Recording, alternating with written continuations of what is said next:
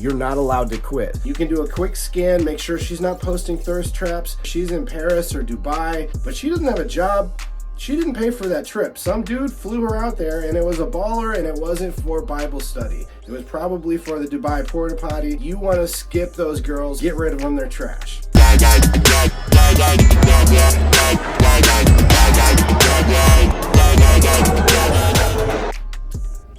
Alright guys, we've been working through a 12-part series on the rules for dating Filipinas online, but I wanted to save you some time and give you all the rules condensed into one quick hit video. Don't worry, I'll still be fleshing out all the other points in their own videos as we go, but I wanted to give you the summary so that we can put everything together, and I'll give you a quick overview of the rules that we haven't covered yet. So we've already done rules 1 through 3. No tattoos, no club pictures or party lifestyle, and pick a girl from the provinces, not a city girl. If you missed the previous 3 videos where I broke these down, then make sure you go back and check those out. But for now, let's jump into rule 4 and keep things moving. Rule 4, no TikTok addicts or wannabe influencers. It's a bad idea. Attention addicts are not going to make for a stable relationship, and you're going to be competing with all of the guys in her comments. If she's not willing to shut down the likes for the relationship, then it's just not worth it. There are better women out there who won't have you competing for her attention with all of these dudes that are online. If she's shaking ass for a dopamine hit, get rid of her. She's gotta go, dude. Rule number 5, ask for her Facebook first. Almost every Filipina has a Facebook. If she doesn't, she'll at least have Instagram. Get on there and you're going to want to do your research on her Facebook, and it's going to reveal a lot about who you're talking to if you want to get an accurate picture. So basically what you want to look for is that the values you're looking for in a woman are reflected in all of her posts. You can do a quick scan, make sure she's not posting thirst traps, and here's the kicker. If she's got a bunch of pictures where she's in Paris or Dubai, but she doesn't have a job, she didn't pay for that trip. Some dude flew her out there and it was a baller and it wasn't for Bible study. It was probably for the Dubai porta potty, and you want to skip those girls, get rid of them, they're trash. Here's a caveat though, she might be an OFW. You should ask her, who took you to Dubai? Were you in this country for a reason that's valid, or were you on a vacation with a horny old foreigner that wanted to fly you out and do the dirty unmentionables? Because if that's the case, go ahead and get rid of her. But if she was there for work, it's okay. Let her pass, let her come on in, but keep your eyes out for the next rules that are still coming up. Rule number 6, beware of manifesting. While you're on her Facebook profile, go ahead and do a search. Click the 3 dots, search her profile, look at her wall, and type in manifesting.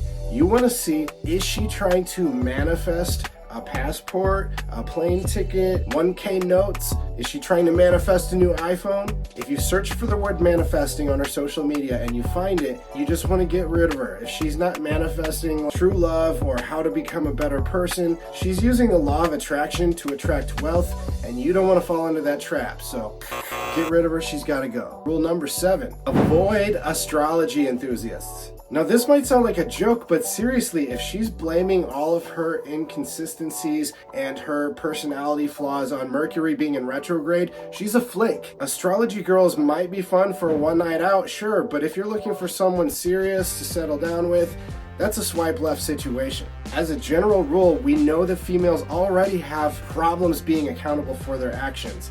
But if she's into astrology, it's magnified like 10 times, and you don't want to be with someone who's blaming the planets for her lack of stability. Rule number 8, ask her directly, how many foreigners have you dated? If it's more than 1, if it's more than 2, she's probably motivated to date you for all the wrong reasons. You're not trying to compete with a lineup of expats from her past. You want to build something fresh, not just be another name on her roster. That brings us to rule number 9.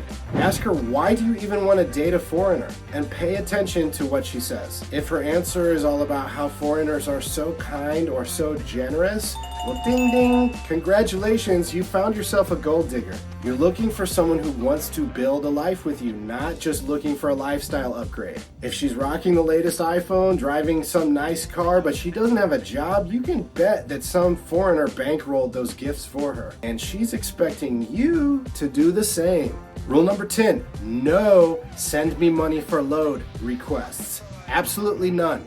If she's asking you to send her a little bit of money for her phone so she can do a video chat with you, block her. No exceptions. If she can't afford a 99 peso plan to talk to you, she's not worth your time. I'm serious. You're just setting yourself up for more financial abuse in the future if that's how she starts out the relationship online before you even met. She needs to get her act together, find a job, and stop asking random guys for pocket change. That's not what Pina love was built for, although they seem to think it is. Rule number 11, and I will make this one flexible, it's a soft rule, but make sure she has a job, some kind of job, some kind of income.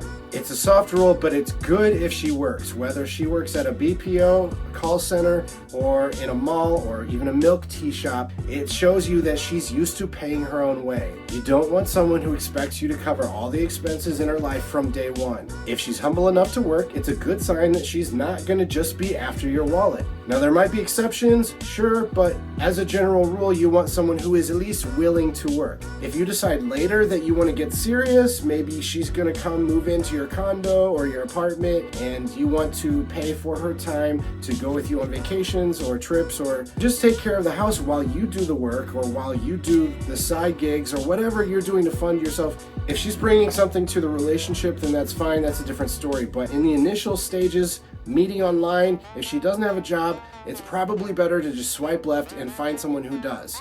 She can always quit later if you want her to spend more time with you. And last but most important, rule number 12, sob stories, block them immediately. If she hits you with some sad sob story or emergency, like grandma died, maybe not grandma died, but Lola's in the hospital, or she needs medicine for her kid, or she's about to get kicked out of nursing school unless she comes up with the tuition money by Monday, her Lambo is about to get repossessed. Believe me, it's a setup. There's always going to be another emergency. There's always going to be another girl that's got another emergency. Just get rid of them, block them. Sob story, get rid of them. These girls will bleed you dry while telling you how grateful they are. Don't fall for it. So that's it for the summary of the 12 rules for dating Filipinas online. Just remember, guys, you've got enough girls in the West trying to use you for your money, so don't fall into the same trap when you go into the Philippines where you're trying to avoid that type of behavior and situation. Keep these rules in mind, stay sharp, and remember, if it feels off, it probably is. There are so many good women here in the Philippines. You just need to filter out all the scammers and the flakes and the people that are going to use you